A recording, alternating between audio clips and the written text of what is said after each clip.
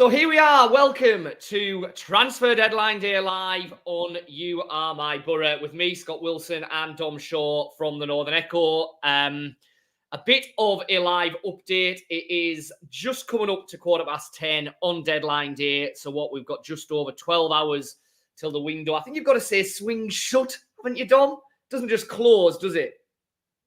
I was going to say, when we started, I told myself, avoid all the obvious yellow tie jokes and all that nonsense. But to be fair, probably many would probably say it'd be an improvement on what I've got on. I know our gaffer would. He always is quick to make a comment when I have this on, isn't he? So he is. Well, listen, what are we yet? So deadline is 11 o'clock tonight. Let's just have a quick recap on where we're at, and then we'll get into what might happen today. So 3 incoming deals so far in the window for Boro. Finn Azaz from Villa via Plymouth for an undisclosed fee. Luke Ayling from Leeds on loan, and Luke Thomas from Leicester on loan. And in terms of outs, we know that the only confirmed one so far is Hayden Coulson to Blackpool, but I think we all know that at some stage today, probably pretty soon, I think, Morgan Rogers' switch to Villa will be confirmed. An initial payment of around £10 million and the deal worth around 16 million if various add-ons are included in it. So we'll get into what's going to happen today very soon, Dom, but we'll start with the Rogers deal. We've talked about it kind of all window. I think we're both in agreement that it's a pretty good deal for Boro, isn't it? For a player who costs just over £1 million in the summer. I'm just before I'm laughing twice here because I've had one text saying, "Is this a jazzy shirt competition?" And then have you seen the first comment on YouTube? It's about a famous viral clip on Sky Sports News. I tell you what. Yeah. There we go. We all remember that, Daddy. We all remember that. Anyway, Rogers. Yeah, it was Rogers, wasn't it? It was Rogers. Yeah. Let's get back to I mean, I was looking this morning before December. I think Rogers had started 6 league games for Boro. Clearly he's an extremely talented player, and he might well go on to become like a £30 million player. But as things stand now, I think it's remarkable business from Boro. Currently, as things stand now, you'd have to say, in terms of outgoings, it's one of the best bits of business Boro have ever done. To make such a profit on a player who they only signed 6 months ago, who, as I say, really 2 months ago, make a case struggling to get into the team. It feels like everyone's a winner, really, and it doesn't leave Boro particularly short. It's not like Boro scrambling around for a replacement in the final hours of the window. Finn Azaz came in. Now, Finn Azaz wasn't signed to be a replacement for Rogers. Clearly, that he was a long-term target, and this was seen as the opportunity when the window when Boro had to pounce, really. But Boro aren't short. Boro is still strong in that area, aren't they? To lose, clearly, a player of Rogers' talent is going to be missed, but I think it's win-win. What do you think? No, I agree. I completely agree. I mean, Carl's saying there, Jed Spence is easily the best bit of business. I mean, the way that's panned out, you can't disagree with that. Although the problem with the Jed Spence deal, and obviously this is why Boro, I think, have been haggling so hard in the last week or so, was that a pretty decent chunk of that deal was dependent on performances, appearances, add-ons, etc. And the way that Jed Spence's career has gone, it's looking increasingly unlikely that Boro are going to see some of that money. So I think that's why a lot of the negotiations in this past week has been about Boro getting that upfront fee up, so that, whatever happens with Rogers at Villa, they're going to get a big chunk of that money guaranteed. Now, I think we all know that Rogers is a very different personality to Jed Spence, and you'd hope for his sake, if nothing else, that he makes a better fist of his Premier League opportunity than Jed Spence to this point has made of his, and I think he will, to be fair. But he's still a fair way short of being the finished article, and as you say, it's a position that Boro are pretty well stocked in, and where, like you say, for the first couple of months of the season, Rogers wasn't even a guaranteed starter. So for me, it really is good business from Boro to get it. Now, we've got a question in here from Will. was there any scope to get Rodgers back on loan or even have the contract started at the end of the season? I mean, we touched on this on a previous pod, didn't we? That potentially it would have made sense maybe for all parties if that had happened. I was actually at Villa on Tuesday night covering Newcastle, and I put that to some of the kind of local journals at Villa. Was that ever considered? And they seem to say no, for the main reason that Emery wants him part of the first team group. Now, that's not to say that Rodgers is going to play a lot at Villa between now and the end of the season, but I think Emery wants him in there from the word go, starting to train with his teammates, learning how Villa play, getting used to the systems, etc., etc. So my understanding is that was never a goer. No, I was going to say, like, when news first broke of Villa's interest, that the kind of instinctive reaction was, well, is he going to be able to get straight into their team or straight into their squad? It quickly became apparent that Emery wanted him now. He was identified as the top target. He sees him having a part to play between now and the end of the season. So I think it quickly became apparent that was all kind of more speculative, really, wasn't it? Than, is it a possibility rather than it ever being a concrete thing. But yeah, and Emery's quotes the other night after that Villa Newcastle game were pretty clear. I mean, clearly Villa haven't just pounced on one game, haven't acted on one game, but Emery must have been hugely impressed when Villa played up here at the Riverside, mustn't he? Well, he certainly gave the impression that had maybe finally made their mind up, that he was a player they were thinking of, but actually, because they got to play against him and see him at first hand, certainly from what Emery was saying, that did play a factor, his performance in that game.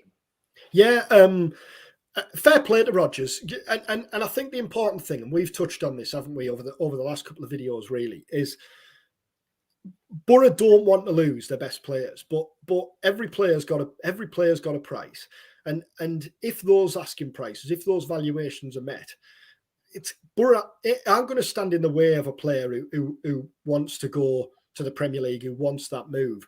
But I think the other thing, we've touched on this, it shows that the pathway is there, doesn't it? Clearly, yeah. Boro want these young players to come in and help Boro get to the Premier League. That's the ultimate aim.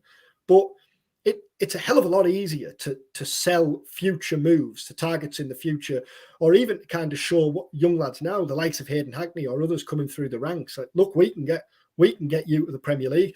I think what's key there is, and how many times you hear fans talking about, not just Boro fans, I mean football fans in general, all of us talking about the Brighton model, the Brentford model. For a while, it was probably the Norwich model for when they were successful in winning promotion. But Brighton and Brentford are clearly the two standouts. Brighton and Brentford don't not sell players. Where they've been successful is they've always had replacements ready to go, either replacements in the building or replacements in mind. Clearly, that's where models such as Boro's now, that's where the success is found. And Finn as we say at the top, not so long ago, is really a perfect example of that. Boro are losing Morgan Rodgers, but they're not spending the last 24 hours scrambling around for a short-term replacement. They're losing Rodgers really with the replacement already in the building. But I think it shows, doesn't it? If you're now trying to sign young players, whether they're coming from the Premier League or overseas, I think two things really. There's a lot of evidence quickly stacking up of how the current coaching team can help you improve tenfold very quickly. But also there's this recruitment model of, look, like we're clearly now a hotbed of young players who are moving on to the Premier League. We talked, I know they were loan players, but we talked last week, didn't we, about Cameron Archer and Aaron Ramsey, the moves they got on the back of it. So I think Boro moving forward, it could be an important sale for Boro moving forward in terms of the message it sends to other players. Well, we'll move on from the Rodgers thing in a minute, but this is an interesting one from David Goldsborough. Cameron Archer or Morgan Rodgers? And funnily enough, this was another conversation I had in the press room in Villa on Tuesday night, because the kind of local Villa writers were saying, how good is Rodgers? What do you think of him? And my view on it was, well, he's clearly got ability. There's a lot of potential talent there, but he is very raw. And for me, it seems really strange that Villa are paying this money to bring in Rodgers and yet couldn't really wait to get Cameron Archer out the exit door in the summer. Because for me, if you said to Boro, you can have either Cameron Archer or Morgan Rodgers now for the second half of the season to try and get you up, I think you'd choose Archer because I just think he's further down the progression line than Rodgers.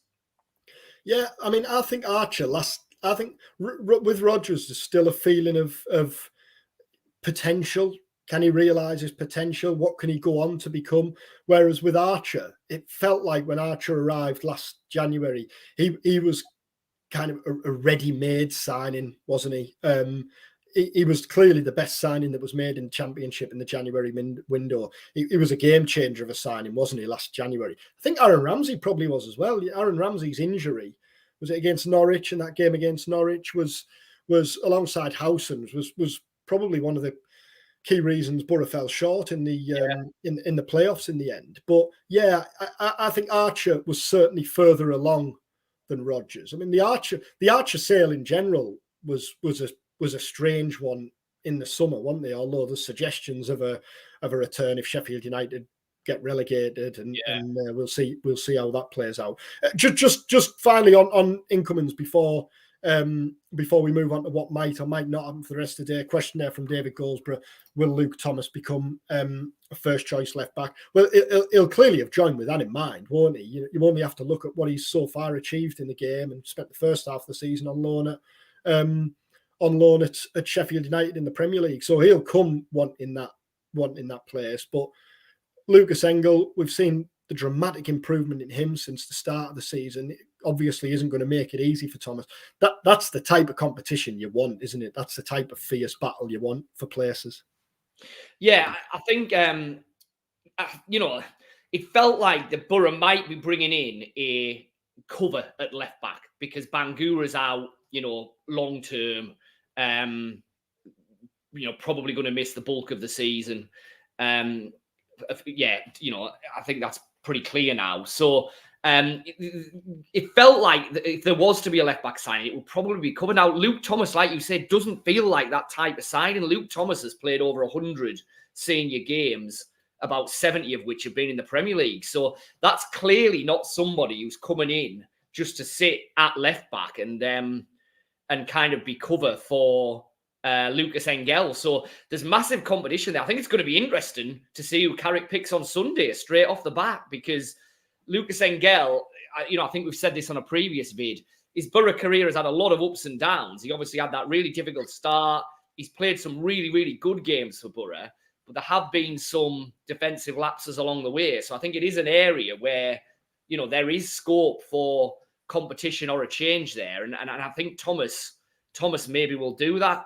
Should they have pursued Ryan Giles? I mean, that was always going to be an issue, wasn't it? Once it became clear that it wasn't working out for him at Luton and he was leaving. I mean, Giles did ever so well, obviously, with Boro last season. I think probably the issue with Giles is that if he comes in, then he pretty much has got to start, hasn't he? I think, you're bringing Ryan Giles in and Engel kind of goes out of the window. And then B, what's the long-term situation with Ryan Giles? Well, it looks like he's going to be leaving permanently in the summer, and that was part of the deal that's led to him leaving Kenilworth Road. So, with the left backs that they've already got, do Boro want to be signing a left back permanently in the summer? Well, possibly, but possibly not. So I don't think they would have wanted that commitment, which is what seems to have been the key to getting Giles out of Luton this month. Yeah, that's what I was going to say. Boro clearly have long-term confidence in Lucas Engel and Alex Bangura. Although Luke Thomas is seen as a really good signing, it was a head-turning signing, really. I think we all agree that if Bangura hadn't suffered that injury against Chelsea, Boro wouldn't have been looking for a left back this month. Obviously, Bangura's injury had to change plans, and Boro talked about that, didn't they? About the need to be flexible in the window. And we've said it a few times, haven't we, over the last couple of weeks? It's credit to Boro, really, that they have shown that they are willing to be flexible, to budge from what might be the priority. Luke Ayling's another example, isn't he? He might, he's not a young player with the best years ahead of him, but it's an opportunity to bring in a player who's been there, who's done it, and it addresses an area that clearly needed work. So yeah, I think the suggestions, I don't know this, but the suggestions that it's loan with a view to buy for 4 million in the summer. Hull are having a go, aren't they? Hull are having a yeah. right I mean, Carvalho, I saw him play at Sunderland for Hull, and he already looks a potential game changer for them. And they're obviously bringing in Giles. I mean, I read a piece today saying they're getting pretty close to their kind of FFP limits, and they're potentially skirting close to it. But what they are doing is spending clearly right up to those limits to try and make a difference. And I think they'll be part of the promotion conversation now, Hull, won't they? They look very much like it, don't they? You were at that Sunderland game when they played at Sunderland a week or so ago. They weren't great that night, but they found a way to win, didn't they? Rossini has got them playing the way he wants them playing very quickly, really. And yeah, I think we've talked again and again, haven't we, about the fact that those top four look pretty set.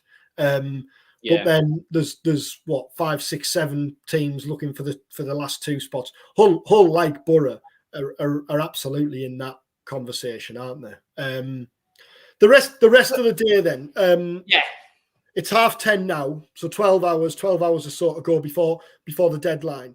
How do you see things playing out for Boro? Well, let's have a look. There's obviously one major topic of conversation. We've got a question in here. Love the pod, lads. Thanks very much for that. Do you reckon if Boro bring in a striker, it'll be a buy from abroad? There's no one in England and in the Premier League who I can see being available for a loan or a good fee. We've got a message from Alfie. Do either of you agree with the belief that we won't get promoted if we don't get a striker in? And then here's Will Tyman. Akpom, ? Followed up by, all seriousness though, can't see any UK-based strikers that will be available at a price we're willing to pay. So, strikers, yeah, clearly that's the main focus for Boro now in the final remaining half a day of the window. They've been looking at strikers all month. We all know that at the moment we've got Josh Coburn and we've got Emmanuel Latalath, 2 on the books. Both have had their injury issues, which are ongoing at the moment. Marcus Force can play there. Matt Crooks can play there. But obviously Boro are losing Rodgers, who did seem to be the plan B. So I think where we're at is that, there have been discussions with striker targets. They are continuing today.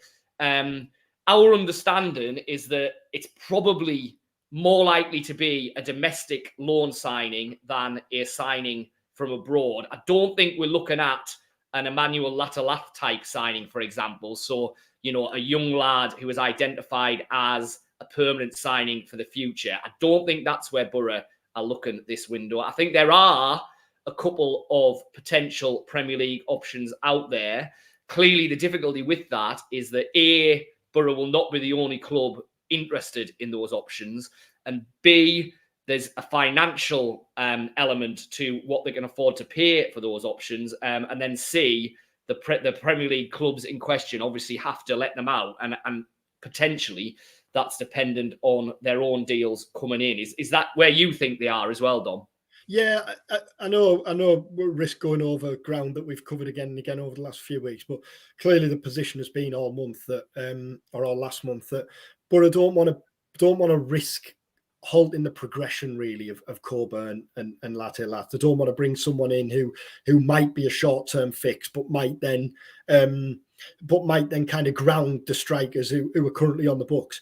As we said last week, we don't know the severity of Latalath's injury. Coburn clearly has got this issue that he's having to be managed.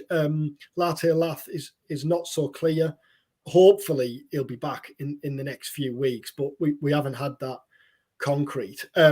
So a short-term loan signing makes more sense.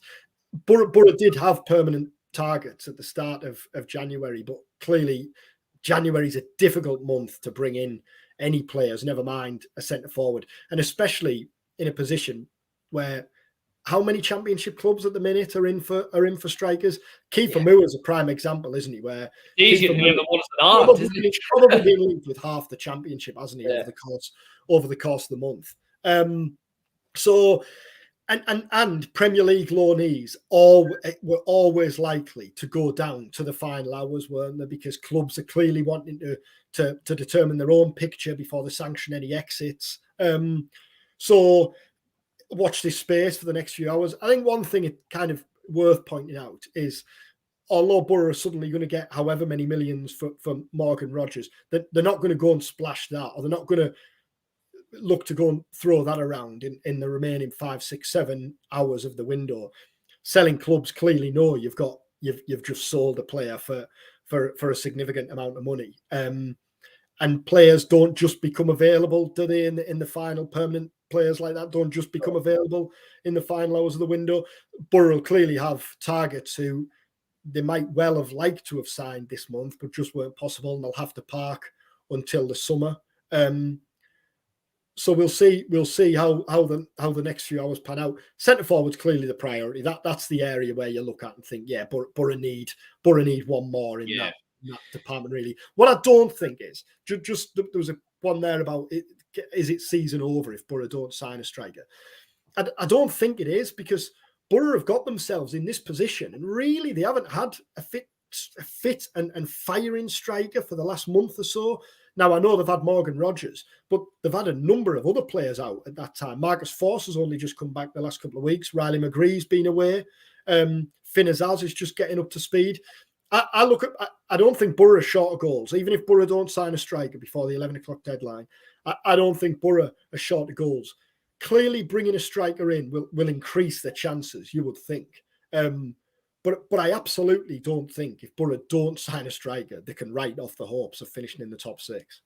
No, I agree. I mean, I think so. There's two elements here, isn't there? The Latalath injury, we're not sure exactly when, but certainly the feeling in the last 2 or 3 weeks was that it's not a really long-term one. So, you'd like to think, in the next couple of weeks, he should be in and around it. Coburn, while he does have this long-standing injury issue that is having to be managed, I think if you put a gun to Michael Carrick's head and said Josh Coburn has to start on Sunday, he'll be able to start. He can play games. What he can't do is play 3 games in a week and consistently between now and the end of the season. So, I think in those two, you have players who will play a part, hopefully a significant part between now and the end of the season. Forss is back, looks in good form. Yes, Michael Carrick has tended to shy away from using him as a number 9 thus far, but he has done that in the past, and he looks like he can do that. And then obviously, like I say, Crooks is another option there. Hasn't necessarily looked ideally suited to playing through the middle, but I think there are games that Boro will play between now and the end of the season when Crooks, as the lead striker, with his kind of physicality and holding the ball up and what he can do up there, is not actually a bad shout. So I'm with you. I think if there wasn't to be a striker coming in, yes, there'll be an understandable degree of disappointment because it is an area Boro have been looking at all month. But I don't think it's a disaster if it doesn't happen. But like I say, I think we should caveat that with our understanding is that Boro are looking to make something happen today and have at least one Premier League loan target that is a possible at this moment, but probably no more than that as we stand here.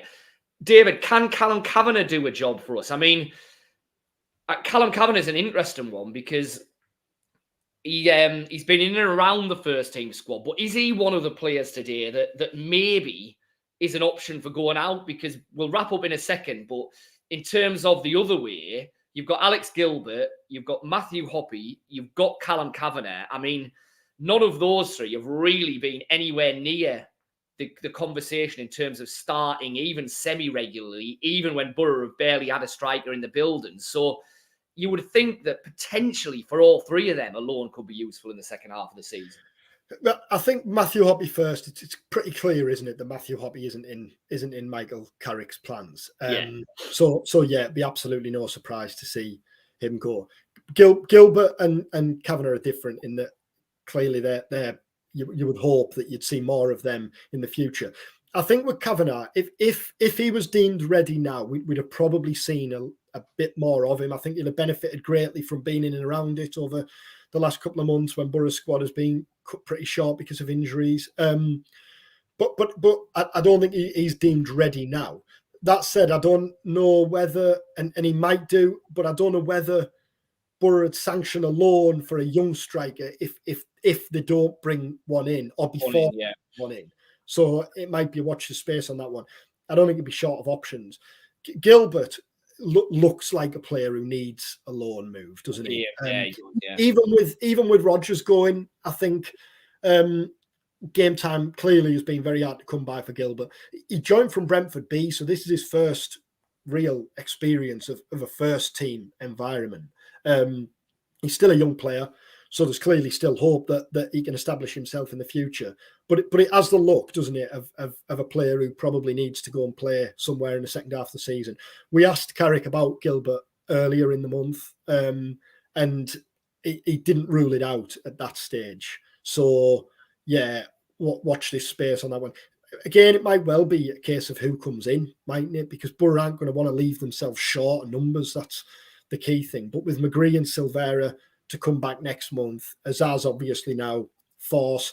What we don't know is how serious Isaiah Jones's injury is. But yeah, that area, even with Rodgers going, still looks probably along with centre midfield. Now you've got Lewis O'Brien back and Hayden Hackney, where Boro are strongest.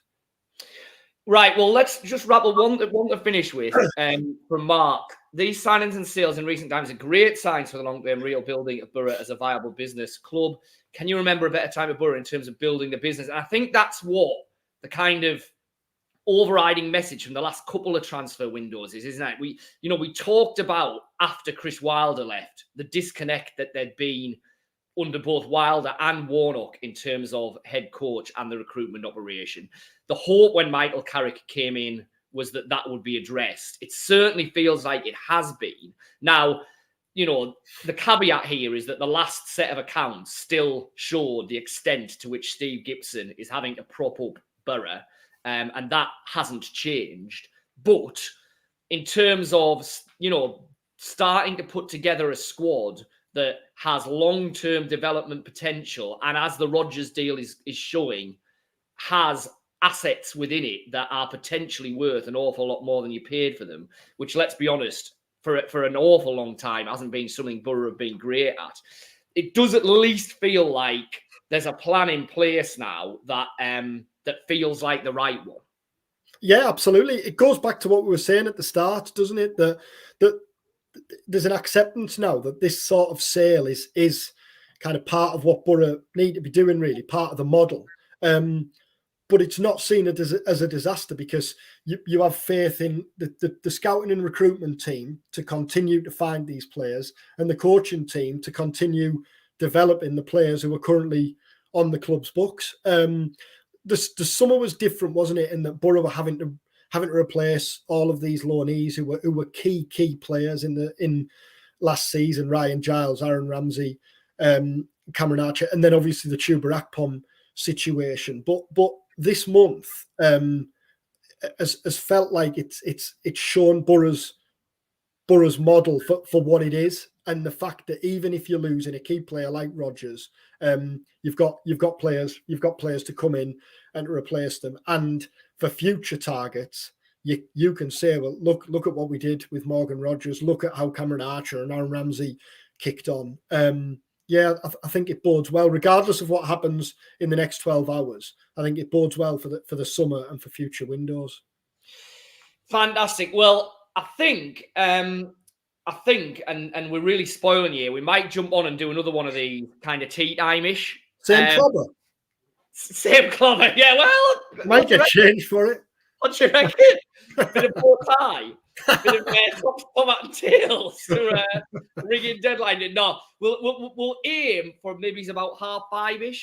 Yeah. But as ever, these things are a little bit flexible because we have other stuff that we have to be getting on with. But we'll aim to jump on at about 5:30 just to give a kind of getting towards the end of deadline date update. So just watch out for our social channels around that time, and we'll let you know exactly. But yeah, round about 5:30, we'll have another chat. Really appreciated all the comments. All the usual stuff. If you're watching on YouTube, like, comment, subscribe. If you're listening on one of the podcast options, then rate and review. It does help us out. And we'll see you later on in the day, hopefully with some good news on the transfer front. But for now, thanks for watching or listening to You Are My Boro.